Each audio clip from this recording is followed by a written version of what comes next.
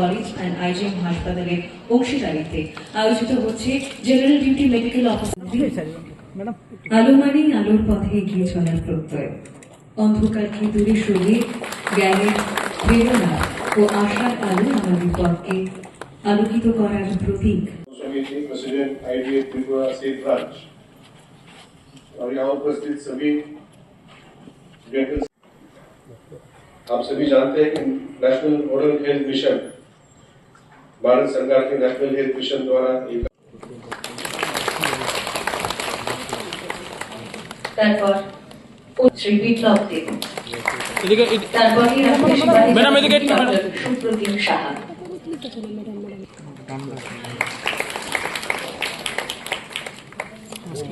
এর পরবর্তীতে doctor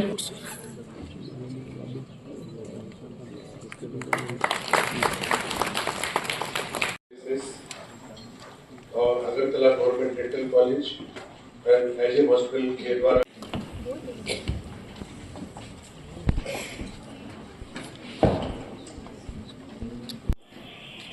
Anjan Das back to community पे डॉक्टर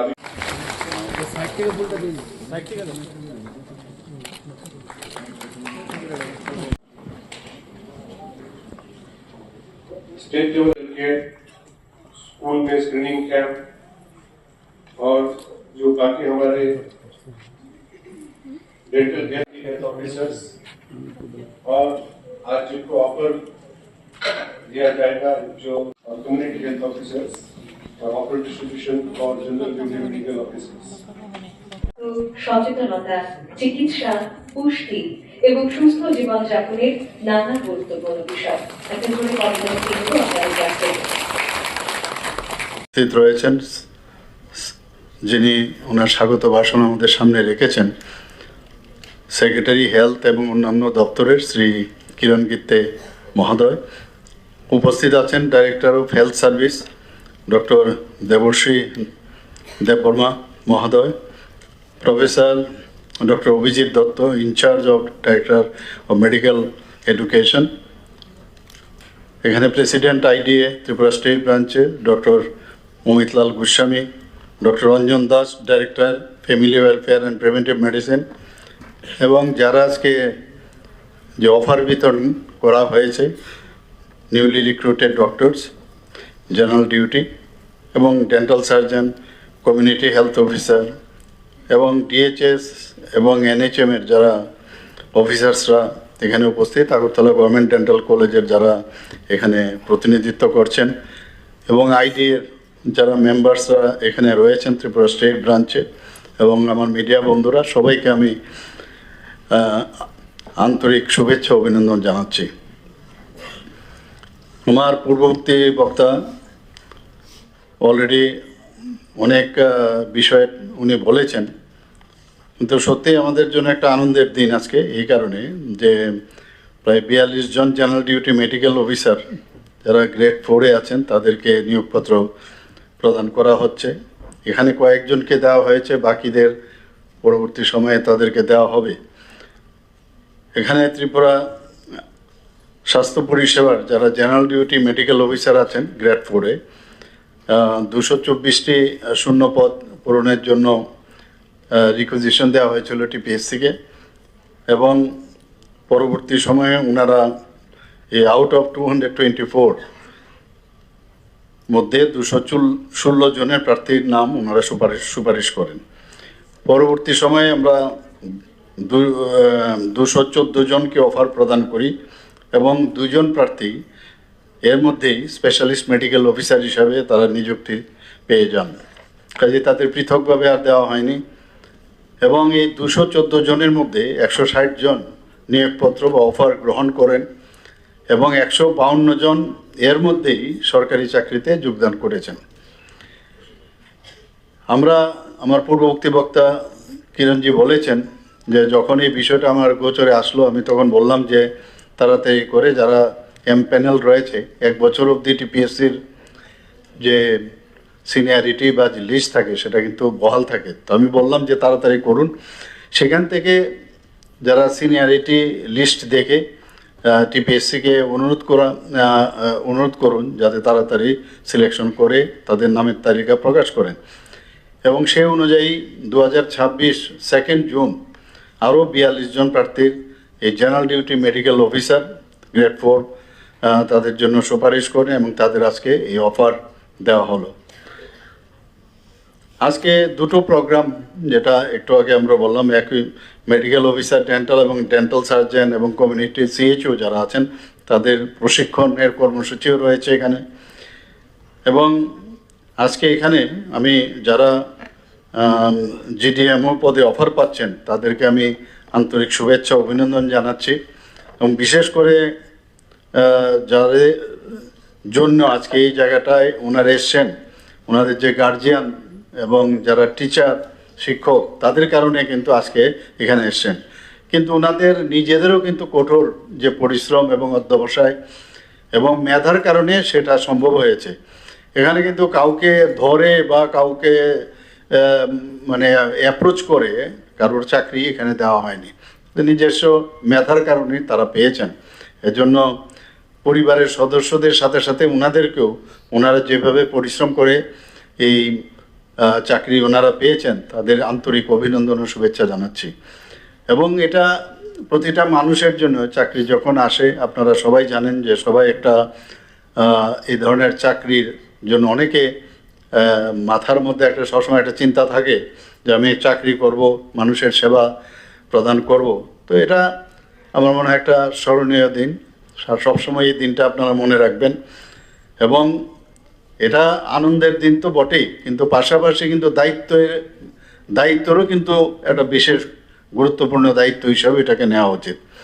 আমরা সবাই জানি যখনই চাকরি, আর বিশেষ করে যারা চিকিৎসার সাথে যুক্ত তারা যখন চাকরি পায়, এটা কিন্তু অন্যান্য চাকরির থেকে কিন্তু একটু আলাদা। এর জন্যই বলা হয় যে যারা ডাক্তাররা আছেন নেক্সট টু গড। কাজে এই বিষয়টা আমরা অনেক সময় ভুলে যাই। কাজেই এখানে কারণ মানুষের জীবন আপনারা বাঁচাচ্ছেন, মানুষের শারীরিক মানসিক সব দিক থেকে তাকে ফিট করার, তাকে ঠিক রাখার দায়িত্ব কিন্তু আপনাদের। এবং এই যে মহান একটা সেবার সাথে আপনারা যুক্ত হচ্ছেন, এটা ভুলবেন না আপনারা কেউ।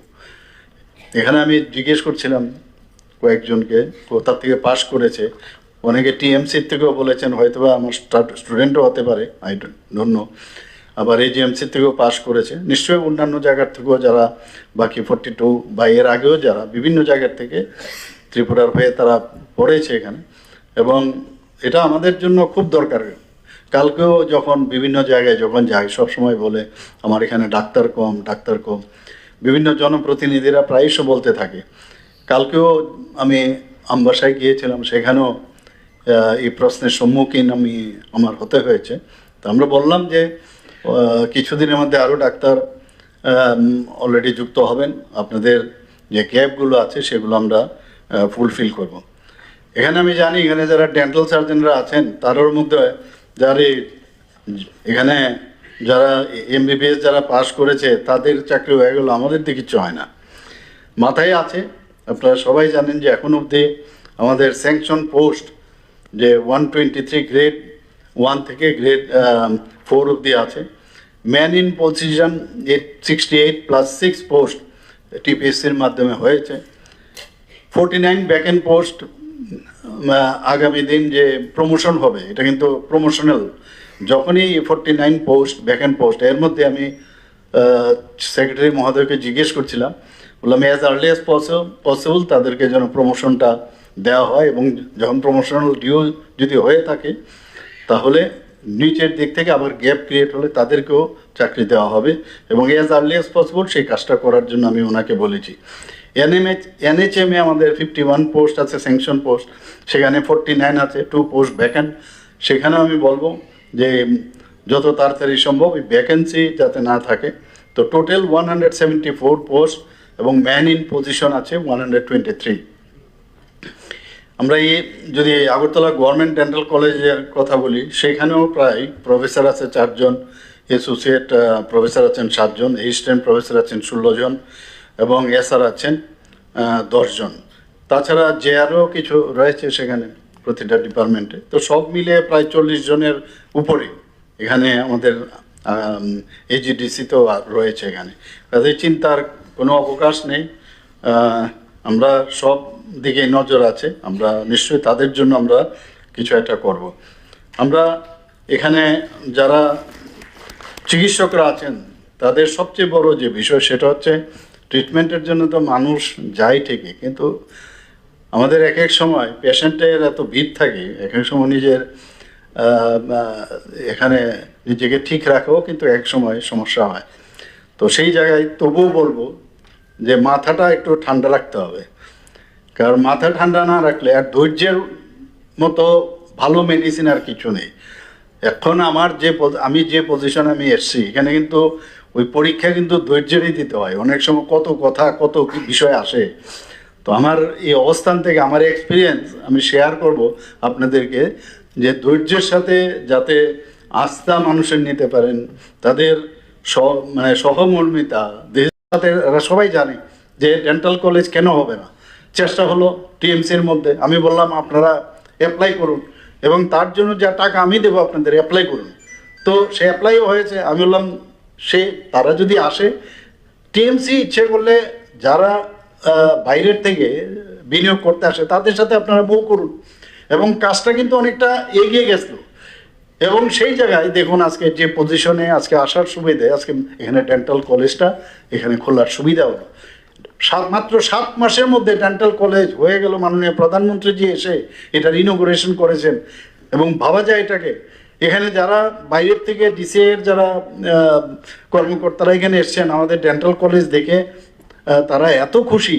আমি বলছি না এতে আত্মতুষ্টির বিষয় নয়, আরও কীভাবে এটাকে ডেভেলপ করা যায়। একদিকে পড়াশোনার দিক দিয়ে তাদেরকে আরও দক্ষতা অর্জন করতে হবে, স্টুডেন্টদেরকেও দিতে হবে। আমার কাছে যা খবর হচ্ছে প্রায় 200-এর উপরে ওপিডি তে পেশেন্ট আসছে এখানে। শুধু ত্রিপুরা নয়, বাইরের থেকে অনেক লোক কিন্তু এখন মানুষের ওয়ার্ড অফ মাউথ কিন্তু একটা বিরাট বিষয়, যে এখানে ভালো কাজ হয়। তো এখানে আয়ুষ্মান ভারতের যে সেইগুলোরও সুবিধা সেখানে রয়েছে। আভাস স্ক্যান অ্যান্ড শেয়ার এর পুরো মাত্রায় সেখানে চালু রয়েছে। প্রায় 89.5% রুগী এর জন্য যে আভাস স্ক্যান অ্যান্ড শেয়ার সেখানে অলরেডি রেজিস্টার হয়েছে। এখানে ই সঞ্জীবনী পোর্টালের মাধ্যমে আমাদের ডেন্টাল সার্জনরা যারা দূরে দূরে আছেন তারাও কিন্তু টেলিমেডিসিনের মাধ্যমে তাদের সাথে অ্যাডভাইস ওনারা নিতে পারেন। ইমপ্লান্ট সেন্টার একটা, বারবার আমি কয়েকবারই বলেছি যে একটা ইমপ্লান্ট সেন্টার আপনারা করুন, এবং সেটারও প্রক্রিয়া চলছে। লেজার ট্রিটমেন্ট চলছে এখানে, 3D প্রিন্টিং ল্যাব আছে সেখানে।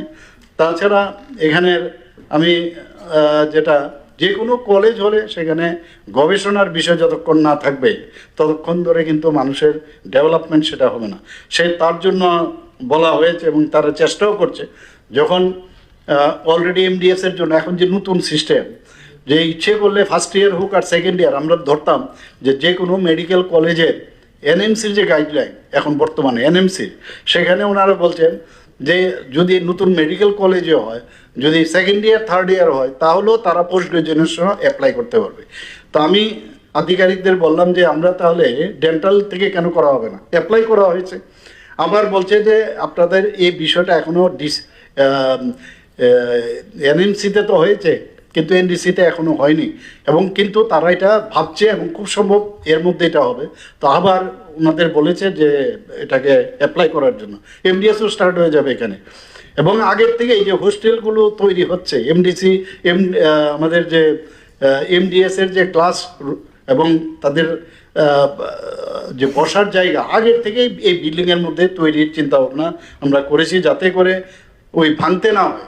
যা আমার মনে হয় এখন প্রয়োজনে আবার এই বিল্ডিং ভাঙবে এরকম যেন না হয়, সেই বিষয়ে আমি ওনাদের সাথে কথা বলেছি। আমার মনে হয় আজকের যে এখানের যে সমাবেশ, এখানে যে আমরা সবাই একসাথে একত্রিত হয়েছি, আমার যারা 42 জন মেডিকেল অফিসার তাদেরকে আবারও আমি অভিনন্দন শুভেচ্ছা জানাচ্ছি। যারা প্রশিক্ষণ নিতে এসছেন তারা নিশ্চয়ই এখান থেকে জ্ঞান অর্জন করবেন এবং মানুষের জন্য কাজ করবেন। আবারও সকলের সুস্বাস্থ্য কামনা করে আমার কথা বলা শেষ করছি। সবাইকে অসংখ্য ধন্যবাদ জানাই। বন্দে মাতরম, ভারত মাতা কি জয়। আন্তরিক ধন্যবাদ জানাবো মাননীয় মুখ্যমন্ত্রী